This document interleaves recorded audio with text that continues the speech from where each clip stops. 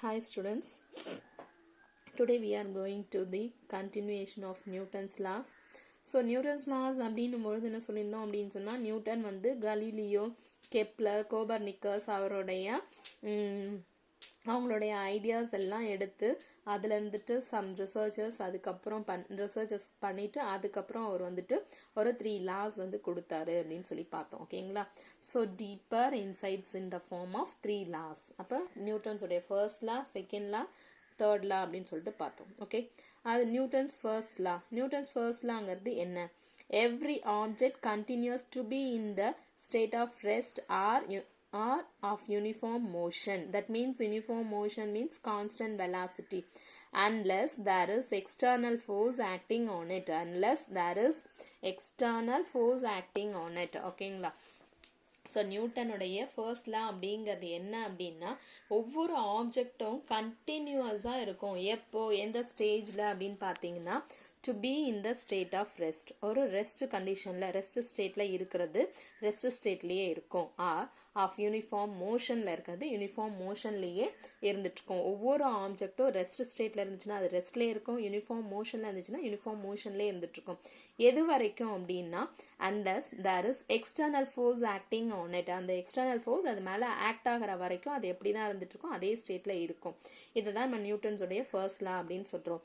This inability of objects to move on its own or change its state of motion is called inertia.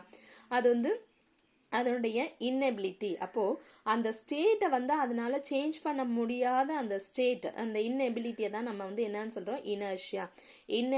Inability of objects to move on its own. Inability of objects to move on its own or change its state of motion. அதை தான் நம்ம என்னன்னு சொல்றோம்னா inertiaன்னு சொல்றோம். So inertia means resistance to change its state. அவனுடைய ஸ்டேட்டை வந்து change பண்ணாம தடுக்கிறது inertia. Depending on the circumstances, there can be 3 types of inertia. நம்ம டிபெண்டிங் ஆன் த சர்க்கம்ஸ்டான்சஸ் நம்ம கிட்ட வந்து 3 types of inertia இருக்கு. என்னென்ன அப்படின்னு பார்த்தீங்கன்னா, inertia of rest, inertia of motion, inertia of direction. So inertia of rest na enna? When a stationary bus starts to move, the passengers experience a sudden backward push due to inertia. That means the body will try to continue in the state of rest while the bus moves forward. This appears as a backward push as shown in a figure. Okay, the inability of an object to move its state of rest. The inability of an object to move its state of rest is called inertia of rest. இப்போ ஒரு object வந்து ரெஸ்ட்ல இருக்கு அப்படின்னா, அந்த ரெஸ்ட்ல இருக்கக்கூடிய ஆப்ஜெக்டை வந்து நம்ம வந்து சேஞ்ச் பண்ண முடியல, அதாவது மோஷனுக்கு அதை மாற்றுறதுக்கு நம்மளால முடியல. அந்த இன்னபிலிட்டியை தான் நம்ம இன்னபிலிட்டி ஆஃப் ரெஸ்ட் அப்படின்னு நம்ம சொல்கிறோம். அப்போ சடனாக அது எப்படி, அதுக்கான ஒரு எக்ஸாம்பிள் என்ன சொல்கிறோம்னா, ஒரு ஸ்டேஷ்னரி ஒரு பஸ்ஸில் நம்ம போய் இப்போ உட்காந்துருக்கோம். ஓகேங்களா? பஸ் இப்போ நின்றுட்டுருக்கு. அப்போ அந்த நின்றுட்டுருக்கிற பஸ்ஸில் நம்ம உட்காந்துட்ருக்கும் பொழுது என்ன பண்ணுறாங்க அப்படின்னா, அந்த பஸ் வந்து இப்போ ஸ்டார்ட் பண்ணுறாங்க. ஸ்டார்ட் பண்ணும்பொழுது டெஃபினட்டாக ஸ்டார்ட் பண்ணும்பொழுது நமக்கு ஒரு சின்ன பேக்வர்ட் புஷ் தெரியும், நம்ம பின்னாடி போயிட்டு முன்னாடி வருவோம். ஓகேங்களா? ஸோ தட் இஸ் அதாவது நம்ம ரெஸ்ட்ல இருந்த கண்டிஷன். நம்ம ரெஸ்ட்ல இருக்கும் பொழுது நம்ம என்ன பண்ணியிருக்கோம், நம்ம ரெஸ்ட்ல இருக்கோம். இப்போ இந்த பஸ் வந்து ஸ்டார்ட் பண்றாங்க. சடனாக ஸ்டார்ட் ஆகும்பொழுது நம்ம என்ன பண்ணுவோம், ஜஸ்ட் பேக்ல போயிட்டு திருப்பி வந்து நிற்போம். ஓகேங்களா? அதாவது நம்ம ரெஸ்ட்ல இருந்த நம்மள மோஷனுக்கு வேணும்னா, ஸோ அன்லெஸ் ஒரு எக்ஸ்டர்னல் ஃபோர்ஸ் வேணும் இல்லையா? ஸோ அப்போ அது ஸ்டார்ட் ஆகும்பொழுது நம்ம என்ன பண்ணியிருக்கோம், will try to continue in the state of rest. திரும்ப நம்ம போயிட்டு வந்து ஸ்டேட் ஆஃப் ரெஸ்ட்ல நம்ம இருக்கிறதுக்கு ட்ரை பண்றோம். while the bus moves forward. அப்போ என்ன ஆகுது, while the bus moves forward, முன்னாடி போகும்பொழுது. This appears as a backward push. So the inability of an object to change its state of rest is called inertia of rest. ஓகேங்களா? So அந்த ரெஸ்ட்ல இருக்கிறத வந்து change பண்ணிக்க முடியாத ஒரு நிலைமையை நம்ம என்னன்னு சொல்றோம், inertia of restன்னு சொல்றோம். Inertia of motion.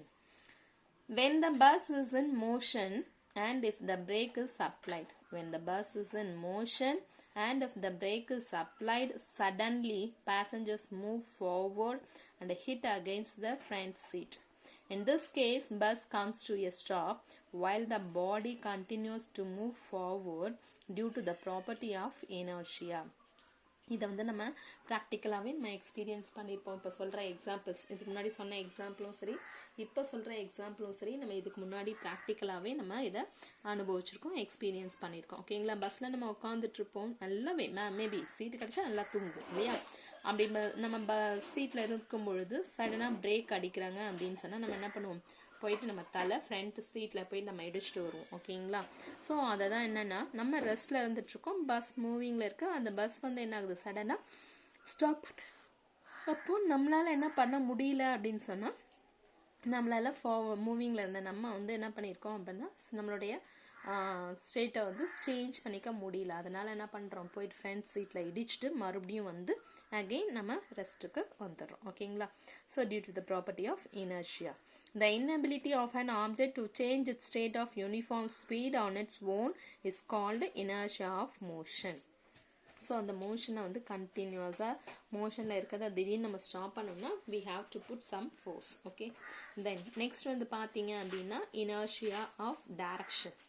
When a stone attached to a string is in whirling motion and if the string is cut suddenly, the stone will not continue to move in circular motion but moves tangential to the circle as illustrated. ஓகேங்களா? So அப்போ this is because the body cannot change its direction of motion without any force acting on it. இப்போது இது அந்த சீட்டில் இடிக்கிறதுக்கான example, சீட்டில் நம்ம போயிட்டு இடிக்கிறதுக்கான example. இப்போ செகண்ட் வந்து டைரக்ஷன், தேர்ட் ஒன் வந்து டைரக்ஷனுக்கானது. when a stone is attached to a string, இப்போ இந்த ஸ்ட்ரிங்கில் அட்டாச் பண்ணியிருக்காங்க. while string is in a whirling motion, so round circular மோஷனில் இருக்குது. And if the string is cut suddenly, இப்போ அது கட் பண்ணுறோம், அப்போ என்ன ஆகும்? இது நீங்கள் ப்ராக்டிக்கலாகவே நம்ம செஞ்சு பார்க்கலாம். நம்ம கல் எடுத்து ஒரு கயிறில் கட்டிட்டு நம்ம சுற்றிட்டு இருக்கோம், நம்ம தலைக்கு மேலே சுற்றுறோம் அப்படின்னா, சுற்றிட்டே இருக்கும்பொழுது என்ன ஆகும் அப்படின்னு சொன்னால், சடனாக நீங்கள் உங்களுடைய கையிலேருந்து அந்த கயிறோட பிடியை விட்டுருங்க. விட்டிங்கன்னா என்ன ஆகும்? அந்த ஆப்ஜெக்ட் வந்து சர்க்குலர் மோஷனில் சுற்றாமல் நம்ம எந்த டைரக்ஷனில் விடுமோ அதுலேருந்து ஸ்ட்ரைட் லைனில் போகும். தட் மீன்ஸ் டான்ஜென்ஷியலில் மூவ் பண்ண ஆரம்பிச்சிடும். ஸோ இது எதனால் அப்படின்னு பார்த்தீங்கன்னா, this is because the body cannot change its direction of motion without any force. இப்போ அந்த ஆப்ஜெக்ட் மேலே நம்ம எந்த ஒரு ஃபோர்ஸும் கொடுக்காம அந்த ஆப்ஜெக்ட் என்ன பண்ணாது? அதனுடைய டைரக்ஷனை சேஞ்ச் பண்ணாது. ஸோ இதை தான் நம்ம இப்போ வந்து நம்ம அது கண்டினியூஸாக சர்க்குலர் மோஷனில் இருக்கும்பொழுது, அதாவது இந்த இடத்துல ஸ்ட்ரிங் வந்து கட் ஆகுதுன்னு வச்சுக்கோங்க. இப்போ இது சர்க்குலர் மோஷனில் இருக்குது. இந்த சர்க்குலர் மோஷனில் இருக்கும்போது இந்த ஆப்ஜெக்டை இப்படியே எடுத்துகிட்டே வரும்பொழுது இந்த இடத்துல இது இப்போ கட் ஆகுது அப்படின்னு சொன்னால் இந்த ஆப்ஜெக்ட் இப்படி போகும். ஓகேங்களா? ஸோ அதை தான் வந்து நம்ம சொல்லியிருக்கிறது. Right? If a string is released when the ball is here, it goes straight forward toward A, not toward B. So இப்போ இப்படி போகாது, இப்படி தான் போகும், not toward C. இப்படியோ இப்படியோ இப்படியோ போகாது, இப்படி தான் போகும்னு சொல்கிறான். ஓகேங்களா? So side view, top view அப்படிங்கிறதுக்காக அது கொடுத்துருக்காங்க. And when we say that an object is at rest or in motion with a constant velocity, it has meaning only if it is specified with respect to some reference frame. So இப்போ நம்ம ஒரு object வந்து ரெஸ்ட்டில் இருக்கோ இல்லை மோஷனில் இருக்குது, அதாவது means constant வெலாசிட்டியில் இருக்குது அப்படின்னு நம்ம சொல்கிறோம் அப்படின்னு சொன்னால், it has a meaning only if it is specified with respect to some reference frame. ஏதாவது ஒரு ரெஃபரன்ஸ் ஃப்ரேமை வச்சு தான் நம்ம சொல்ல முடியும். ஸோ இந்த எத்த ரெஃபரன்ஸாக வச்சு கூட நம்மளால் சொல்ல முடியும். Reference frame we have to very important to specified with respect to some reference frame. In physics, any motion has to be stated with respect to a reference frame. Physics பொறுத்த வரைக்கும் எந்த ஒரு மோஷனும் எந்த ஒரு ஃபிலாசபி எந்த ஒரு பிரின்சிபலையும் நம்ம சொல்கிறோம் அப்படின்னு சொன்னால் நமக்கு ஒரு சம் ரெஃபரன்ஸ் ஃப்ரேம் இருந்தால் தான் நம்மளால் சொல்ல முடியும். ஓகேங்களா? It is to be noted that Newton's first law is valid only in certain special reference frames called inertial frames.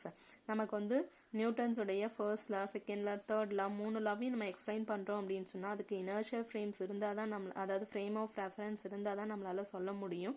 So அது மட்டும் இல்லை, it is to be noted that Newton's first law அது வந்து எப்போ மட்டும்தான் வேலிடாக இருக்கும் அப்படின்னு சொன்னால் Newton's first law is valid only in certain special reference frames called inertial frames. In fact, Newton's first law defines an inertial frame. Newton's first law என்ன கொடுக்குது அப்படின்னு சொன்னால் நியூட்டன் inertial frameக்கான டெஃபினேஷனை கொடுக்குது. ஓகேங்களா, ரைட். ஸோ இப்போ inertial frames அப்படிங்கிறத நம்ம எப்படி சொல்ல முடியும் அப்படின்னு சொன்னால், if an object is free from all forces then it moves with constant velocity or remains at rest when seen from inertial frames. ஒரு ஆப்ஜெக்ட் வந்துட்டு அதாவது எல்லா ஃபோர்ஸஸ் இன்க்ளூடிங் ஏர் ரெசிஸ்டன்ஸ்லேருந்து கூட அந்த ஆப்ஜெக்டை நம்ம ஃப்ரீ பண்ணியிருக்கோம் அப்படின்னு சொன்னால் அந்த ஆப்ஜெக்ட் வந்துட்டு கான்ஸ்டன்ட் வெலாசிட்டியில் மூவ் ஆகும். அப்படி இல்லைன்னா அது ரெஸ்ட்லேயே இருந்துட்டுருக்கும். எப்போ எங்கேருந்து அப்படின்னா when seen from inertial frames. Thus, there exists some special set of frames in which if an object experiences no force, it moves with a constant velocity or remains at rest.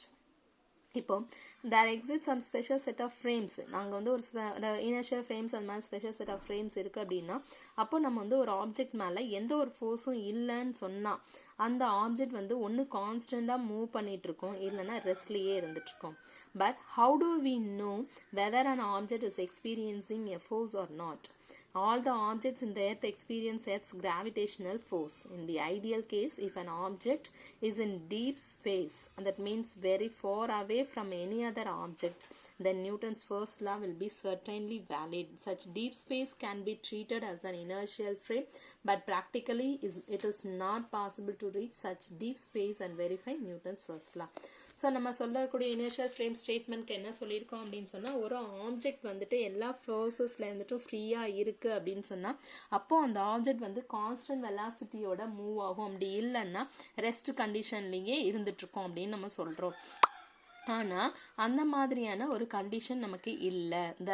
அதாவது ஒரு special frame of ஒரு special set of ஃப்ரேம்ஸில் ஒரு object நம்ம வச்சுருக்கோம், அதில் மேலே எந்த ஒரு ஃபோர்ஸும் ஆக்ட் ஆகலை அப்படின்னு சொன்னால் அந்த ஆப்ஜெக்ட் வந்து கண்டினியூஸாக மூவ் ஆகிட்ருக்கும் வித் கான்ஸ்டன்ட் வெலாசிட்டியில் அண்ட் தென் ரிமைன்ஸ் அட் ரெஸ்டாக இருந்துகிட்ருக்கோம். ஆனால் நம்மக்கிட்ட அந்த மாதிரியான ஒரு கான்செப்ட் அந்த மாதிரியான ஒரு ஃபேக்ட் இருக்குன்னா இல்லை. அதாவது ஒரு ஆப்ஜெக்ட் வந்து அதுக்கு மேலே என்ன ஃபோர்ஸ் இருக்கா இல்லையா அப்படிங்கிறத நம்ம எப்படி தெரிஞ்சுக்கிறது அப்படின்றத நம்ம பார்க்கணும். ஸோ ஆனால் நம்ம பொறுத்த வரைக்கும் இன் எர்த்தில் வந்து எந்த ஆப்ஜெக்டாக இருந்தாலும் சரிதான், அதாவது ஆல் த ஆப்ஜெக்ட்ஸ் இந்த எர்த் வந்து எர்த்ஸ் கிராவிடேஷனல் ஃபோர்ஸ் அது மேலே இருந்துக்கிட்டே இருக்கும். And in the ideal case இந்த மாதிரியான சம் ஸ்பெஷல் கேசஸில் நம்ம என்ன பண்ணுறோம் அப்படின்னா, if an object is in deep space, that means வந்து டீப் ஸ்பேஸ்னால் ஒரு ஆப்ஜெக்ட்டும் இன்னொரு ஆப்ஜெக்ட்டுக்கும் நடுவில் இருக்கக்கூடிய அந்த டிஸ்டன்ஸ் கான்டாக்ட் வந்துட்டு ரொம்ப லாங்காக இருக்கணும். அப்படி அந்த மாதிரி ஒரு கண்டிஷன் நம்ம எடுத்துக்கிட்டோம் அப்படின்னு சொன்னால் then Newton's first law will be certainly valid. Such deep space can be treated as an inertial frame. அந்த மாதிரியான ஒரு டீப் ஸ்பேஸ் தான் நம்ம வந்து இனர்ஷியல் ஃப்ரேம்னு சொல்கிறோம்.